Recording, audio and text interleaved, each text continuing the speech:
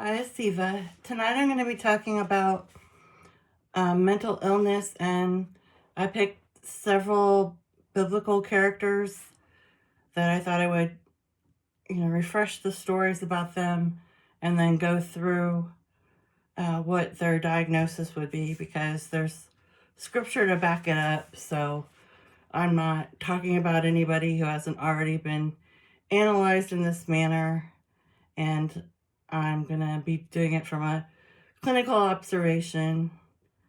So, but obviously we're just,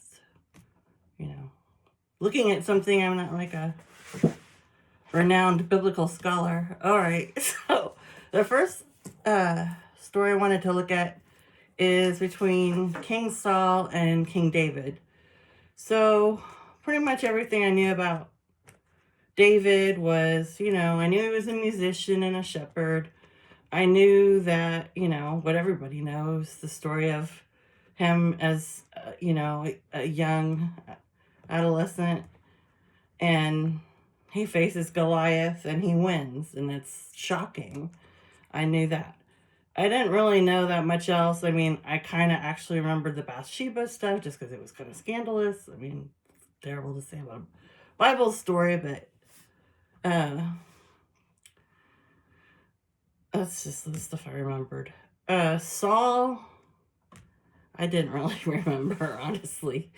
I mean, I knew he was a Bible character, but I didn't really remember that much about what he did and stuff. The other characters that I'm probably going to touch on is Elijah, the prophet, which I actually knew a lot about him.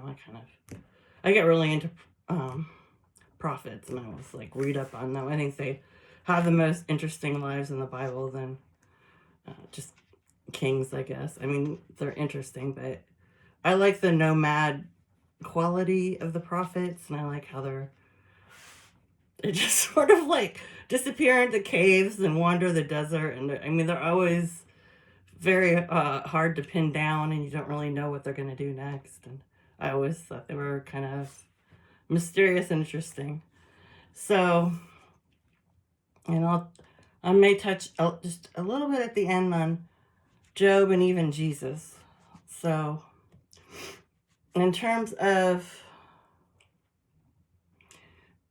Saul and David, what I found super interesting this time that I was looking at it is I had no idea they had such like it's like a crazy relationship. I had no idea like all this drama went on and all these like hiding and marriage, marrying his daughter, trickery with like at one point Saul gives, I think it's his youngest daughter, in marriage to David, but it's really not for a good reason. He basically does it because he's hoping that he's to win her, he has to go get a bunch of I don't know, something gross, skin or something off however many of the enemy's camp that he can kill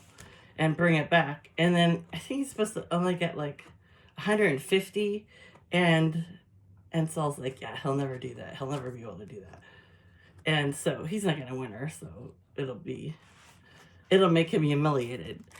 But he comes back with like 200, and so that totally gets blown up.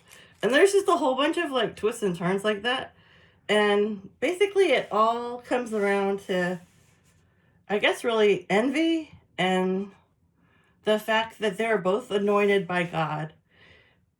So they're both highly favored by God. The difference kind of through this whole story, and I mean, later David falls into disfavor with the Lord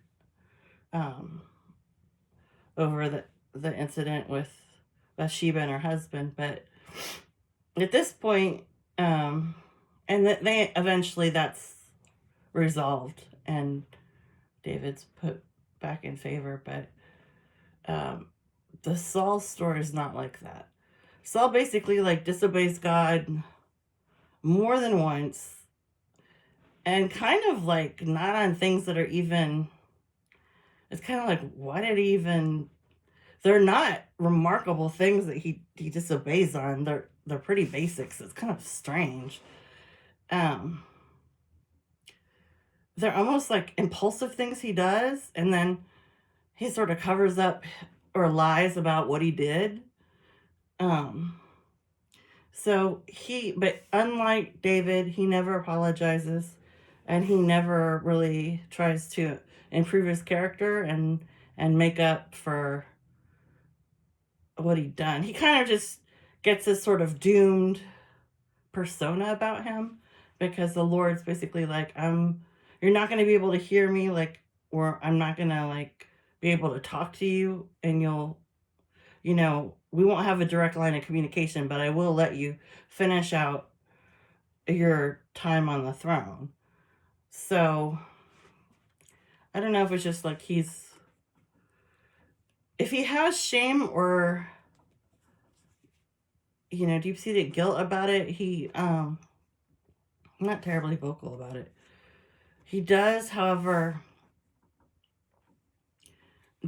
like I said, Saul does a few other things that were disobedient to the Lord, and one of his punishments, and at first it sounded really bad, but when you look at it at the context, it's like he really keeps defying God. Like, he doesn't learn his lesson at all. And he gives him, like, I guess it's like a demonic entity or something. Or maybe it's just, I don't know, would you say a demon? And it's basically like a demon's demonic spirit is what I should call it. To, I guess, really just torment him, I guess would be the light way of saying that. But it's temporary. Like, he doesn't make him live with it indefinitely. Which, when you first read about it, you're like, he's like, how he's gonna live the rest of his life, but it's not. And that's kind of fascinating, because that's kind of how they meet. So there's a whole cool thing where it's kind of in the biblical studies that I were reading. I don't know if they're deeply based in scripture or not. I mean, I read scripture and then I read the biblical studies separately, so I'm not quite sure where the overlap is, but the premise is basically like, if you're plagued by mental illness in that time period, which of course they didn't have the kinds of antidepressants and lithium and all the things. I mean, they didn't even use lithium anymore. You know what I'm saying? Pharmaceutical drugs, obviously, in the early Bible days. So one of the things that they rely on to relieve mental illness, at least the acute stages of it, is music, as like a calming, something that calms people down. And there's actually a ton of studies that have been done now, and I know this because since I been recovering from a brain injury for like the last 6 years, I mean, I've like read so much on the role of music and how it can rewire your brain and improve it. And so I know that's true, and they're even trying to do stuff with it in dementia nursing homes right now. So Saul needs a musician. I guess he wants somebody in his private chambers or whatever, and so he says, just find me somebody who's good. And so somebody says, well, there's this, shepherd, and then like he always plays his harp out in the fields, and everybody says he has a lyrical voice, melodic, not lyrical. I don't know where I got that word, but he's really good. So and he comes from a good family, and he just happens to be good looking and blah blah blah, and a nice character. So they have him come, and So, but then, like, in the descriptions of what's happening to Saul, like, they're intense. Like, it's scary. Like, he is, like, paranoid, acting, like, off the wall, like, believing things that aren't true. It's almost like he's on acid or something, but, I mean, he's just not making any sense. Or he'll have these rages, or he'll just, just be really, uh, obviously, haunted by something that's taken over his personality. And, like, he's not a warm fuzzy guy to begin with. I mean, Saul's kind of rough around the edges, I would say. And I mean, didn't appear to be that way, like, when he first becomes anointed. And I think Samuel anoints him, who I believe is a prophet.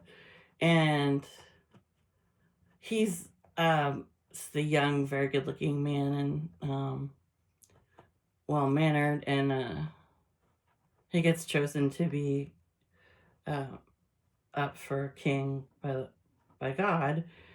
And it's like, but he goes through all these, like,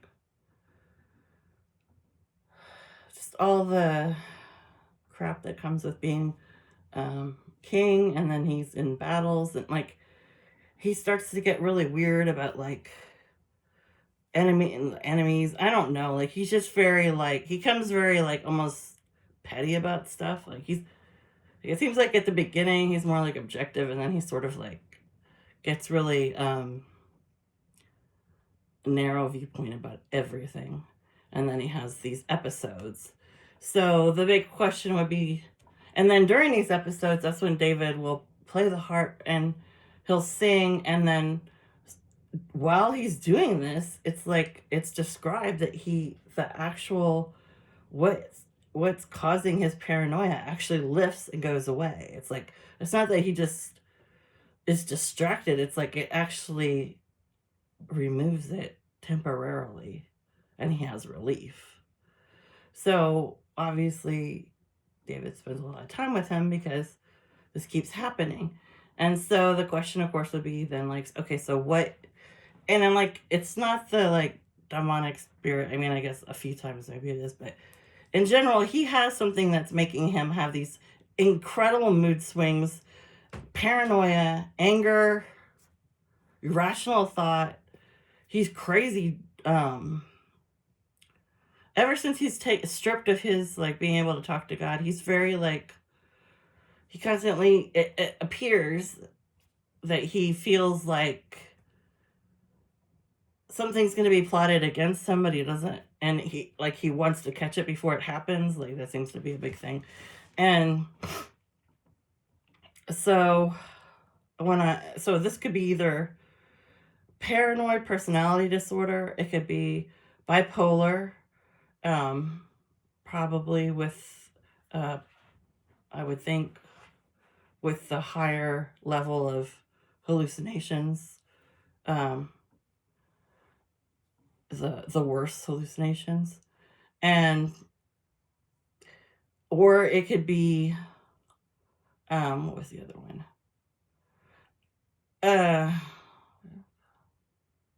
Hold on. Well, let's just talk about those, because there was a third one, and now I can't remember what it was. It wouldn't be borderline. I guess it'd be like, which bipolar? I guess that was it. Like, because there's bipolar 1 and there's bipolar 2. Bipolar 2 has a hypoarousal. It's like the hallucinations aren't as all-consuming, or it's a little bit easier, I guess, to go through. But I mean, I'm sure they're both terrible. But and bipolar, of course, is where you sort of have this hyper drive to suddenly get a lot of projects done and do a bunch of stuff, almost like if you had a bunch of energy drinks, and then you're like that for a few days, and then you could just crash and be, like, just super depressed and depleted. And you can have erratic behavior during that time period. You can have unusual or almost like a lowering of your personal boundaries. Like people tend to just do things they wouldn't normally do. And there is hallucinating. I mean, I know because my own father had bipolar 1.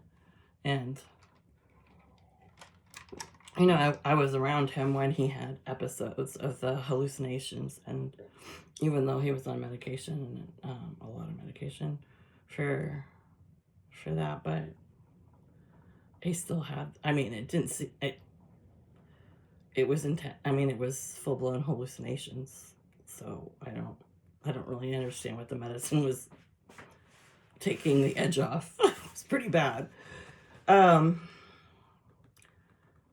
I commend my dad for having, stayed in treatment and done everything he was supposed to do for a better life. So then through this whole time that Saul's having these problems,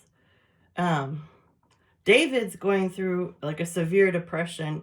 I think that really happens. Actually, I shouldn't have said that at that point. Maybe it starts happening when David has to, he has to flee from Saul, because Saul gets super envious of David because he knows that he's anointed. He knows he's next in line to have a kingdom, and he knows that his reign is ending. So he just puts two together, and he knows, like, this by common sense, that he's probably going to end up taking his rule over.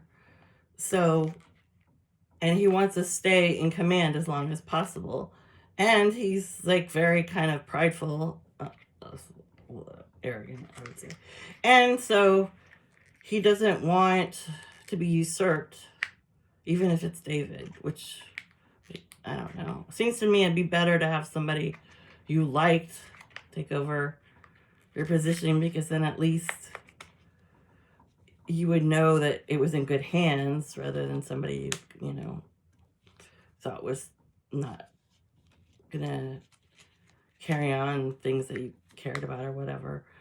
But that is not how he feels. And he like kind of just basically, when he's in these episodes, he gets like violent, and he is a paranoia, and he, like, David's sitting there playing and singing, and at one point Saul just picks up a spear and throws it at him, and he just misses him by just a tiny bit. It's like he tries to kill him, and then he amps it up by basically, like, it's like, instead of, like, when he comes to out of his episode, like, being like, oh my God, what did I do? It's not like that. It's like he's basically like declared war on David. So David has to flee his homeland, and he ends up going to different areas with Saul's daughter, because that's his wife. And at one point, ironically, he ends up being in charge of the Philistines, which, if you remember the story, that would be the giant that he killed. That would be like their people. So there's some irony there. And in the long run, because this goes on for years, it's good for David, because he learns how to deal with all different kinds of groups of people, instead of just like, one group of like where he's from, where everyone's, kind of has the same traditions, the same religion, whatever, and he gets a sort of variety of all different kinds of people. He has to do a lot of like bartering and, just jockeying for position with all these different people. So it's like he actually does end up with some kind of amazing skills as a leader by the time this is all said and done.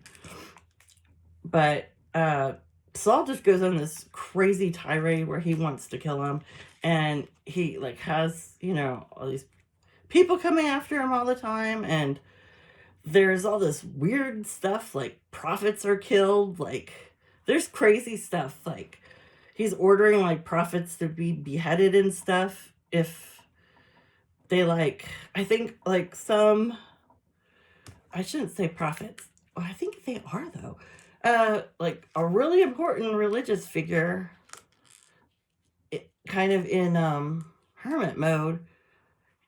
David comes and asks for shelter, so this guy gives it to him, and he's basically like, yeah, Saul's trying to kill me, so I need some help. And the guy gives him the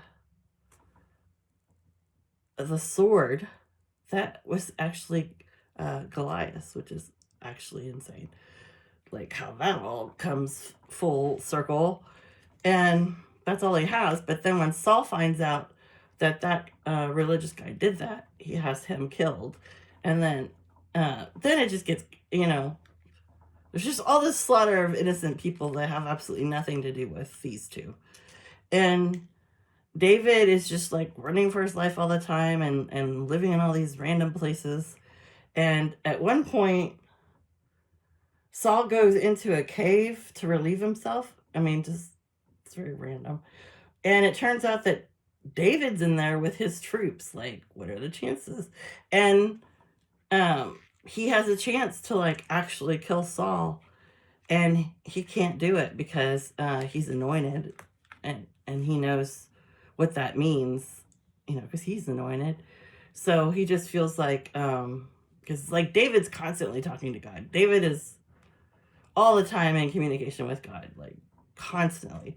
So, you know, before he does anything, that's the other difference between them. Like Saul sort of tells God after he does stuff, but I mean, back when you had that relationship with him, but David usually asks God what to do. Like, even if he has instructions, he'll like tell him before he's about to do part of the instructions just to check in. And so David won't kill him. He tears a piece of his I don't know what you want to call it, cape or a robe, and he saves it as like a, I don't know, like a memento, just to say that, you know, he had an altercation with him, but he doesn't tell people he killed him. And then there's another time, David has another chance to kill him, and he doesn't either.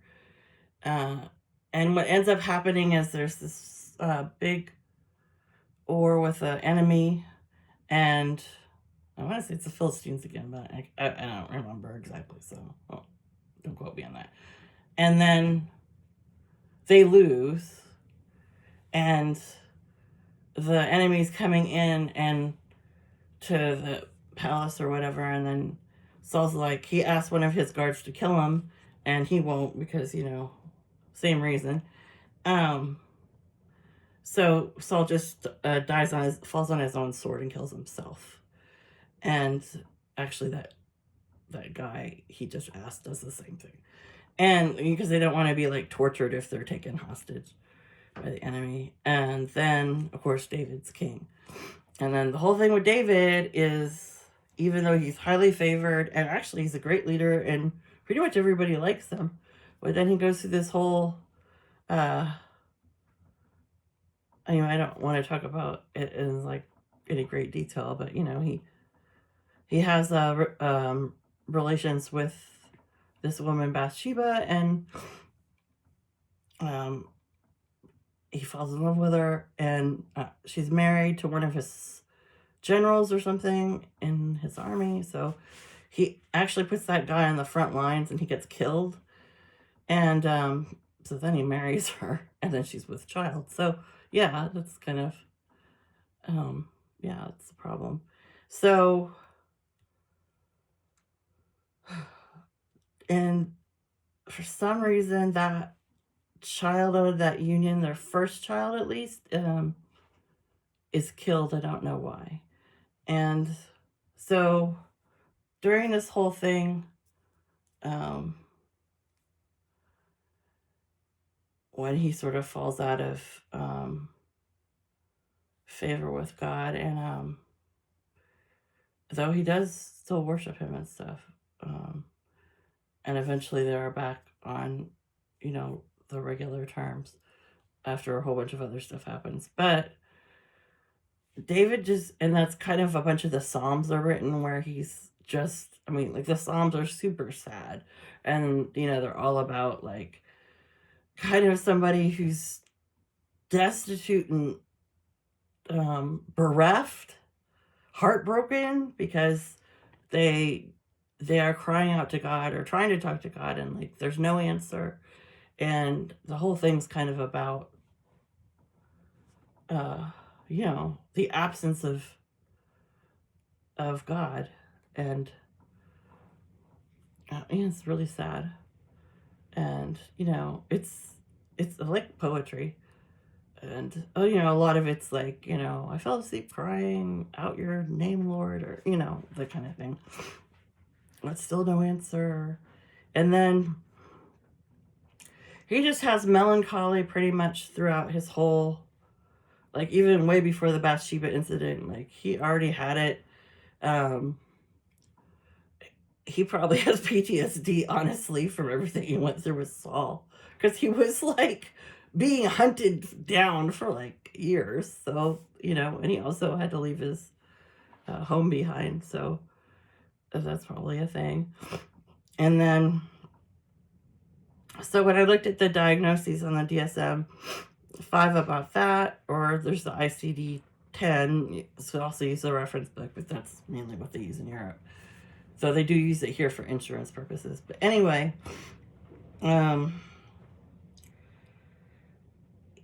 it seems like he has a depressive. It's a DDM. I'm gonna say it wrong, but it's like a long-term depressive disorder. I'm not gonna try to look at something, but it's like basically like your permanent, long-term, your whole life of having much deeper depression than just like, oh, I just don't feel like getting out of bed in the morning, I just can't face the day. It's not like that. It's like real, like where you're like down and hopeless. And so he definitely has that. He definitely doesn't have like a lighter kind of depression. And then as terms of Elijah, he asked for God to kill him. At one point, I'll do a whole video about him later because he's fascinating. But at one point, he has to leave because the Queen Jezebel's going to have him murdered. He has to leave where he was staying in the palace or whatever. And I think it's Ahab is the king. Oh my gosh, so sorry. Sorry, I've had a cold lately. And I'm really tired. So he said that ends up sort of wandering around in the desert. He doesn't really know what he's doing because he didn't plan to be like thrown out of the his whole city. And he's already just went through all this hell because he had to help God like fight against the worship of Baal. And I mean, it's a whole long thing. He has to send one of his servants out to like 7 times to the ocean to check on, I can't remember, something about the sun or the light or something. Maybe it's not even that. There's something, and like it's just tedious. It's like everything he has to do is really tedious. Like he has to end up killing like or help in the slaughter of like 450 worshippers of Baal when like they all do an offering, and like the Lord's offering from the Israelites with Elijah, it rains again because they have had a drought for 3 years. But when the Baal, I hope I'm saying that right, prophets or whatever, they do their offering, like nothing happens. So obviously that's like not the true power God. So, what I'm trying to say is he's already been through it. King Ahab was a jerk anyway. Um, Jezebel was known as being one of the scariest queens. So there's a little controversy about, did she just get a bad rap? But I don't know. Seems like she did a lot of stuff. So I don't know. I would maybe side on she probably was not the nicest lady. So so he's just totally, what I'm trying to say is by the time he's thrown out into the desert, he is just not, he has been through it all. And like, he's really at this point should be massively rewarded for what he's done. You know what I mean? Like he's burnt out. Let's just say he has burnout. And so, because he's been doing this for a long time. Plus, like, whenever God has him do stuff, it's kind of like insane because it's like he has to walk from like one kingdom to another, and it's like I think he's just wearing sandals. I don't know. It's just kind of like he hardly ever has any like thing. I don't know. It's just he doesn't seem to have much. Like he's always sleeping on rocks. I don't know. Like he doesn't have a lot of provisions, and I mean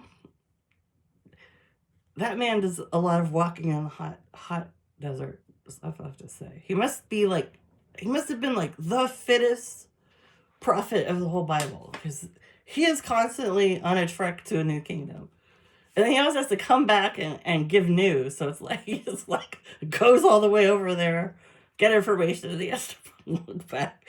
Anyway, what do I know? I'm always just like, are there no horses? Is there nothing? There's no chariot? Nothing? Okay.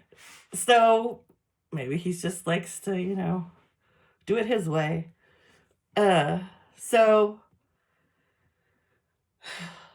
oh yeah, has a mental disorder.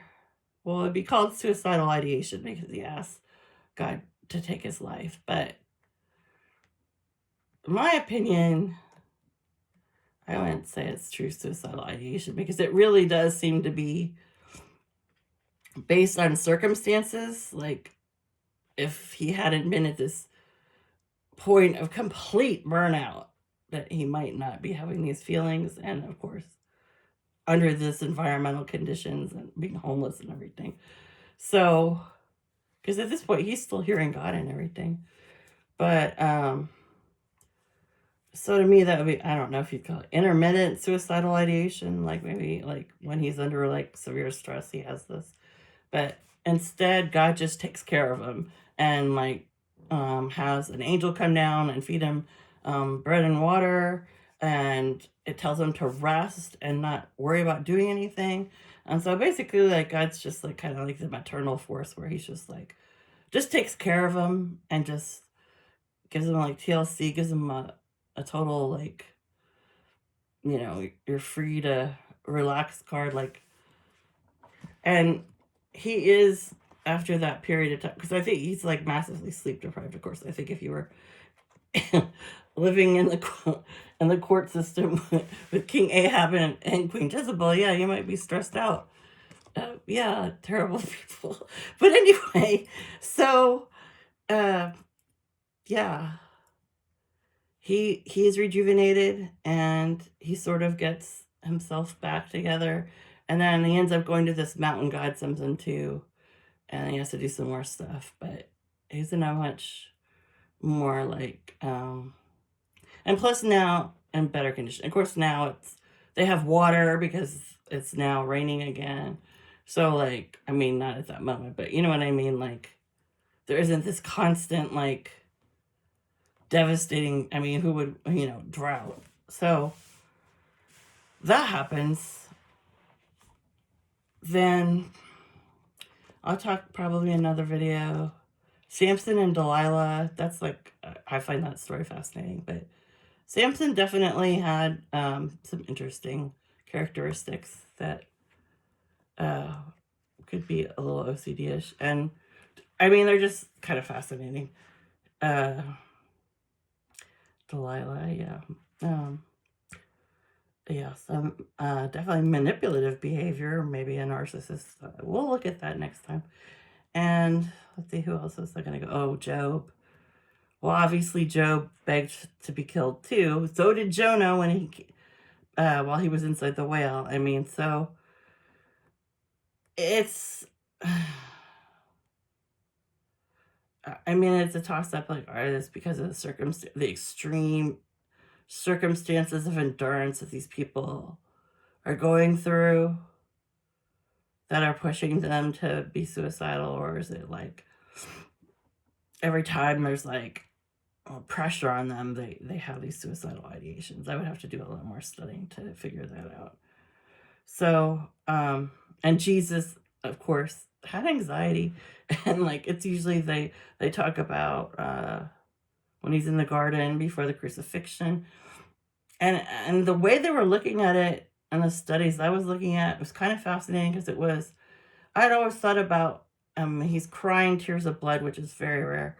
Uh, I had always thought about it was because his his fear and anxiety and just uh just scared of the crucifixion. But then I saw an interpretation of it where it was like, it was really like almost like he's a super empath. And it's like at that moment while he's praying to God, it's like he's taking on all the burdens of the emotional collective burdens of like kind of the whole world. Like, because that's who he's dying for. He's dying for like everybody, through him. It's like he's a vessel of forgiveness for the world. So it's like it's almost like, and I never had thought about it like that, as a, not about the crucifixion, but sort of about the gravity of why he's being crucified. Like, what is different from him being crucified versus the other two people who were on each side of him? Like a typical person who's, I would assume mostly have been criminal of some kind, who gets crucified. And that interpretation made me look at it again, because basically it's like, well, of course, because the burden he's carrying, one, he's innocent, uh tortured, mocked, all that, uh excruciatingly painful, all that. But uh it's just the burden he's taken on. It's like he has to take on all this. It's almost like the collective misery of everybody he's doing this for. Just like feels all their emotions and thoughts and everything all at once.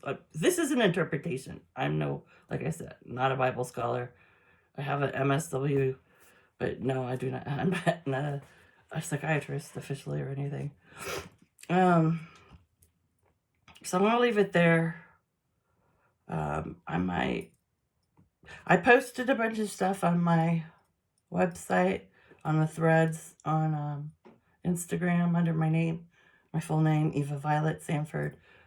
Violet like the purple flower, Sanford like Sanford and Son. All one word, lowercase. So, and then you can look at my YouTube videos. I have a channel, and I put a lot of resources about these mental illnesses, and also about the Bible stories themselves. If you want to watch some quick videos that tell the stories more in depth, because they're actually fascinating, especially the one about Saul and David. Like, I listened to that on an audiobook when I was going for like a really long walk, and I was just like, what the hell? It was crazy. I was like, I wish I had someone to talk to, but this is insane. I feel like I'm like watching a Spanish soap opera. This is crazy. All the stuff that's happening. All right, well, I guess that's all I got tonight. Okay, bye.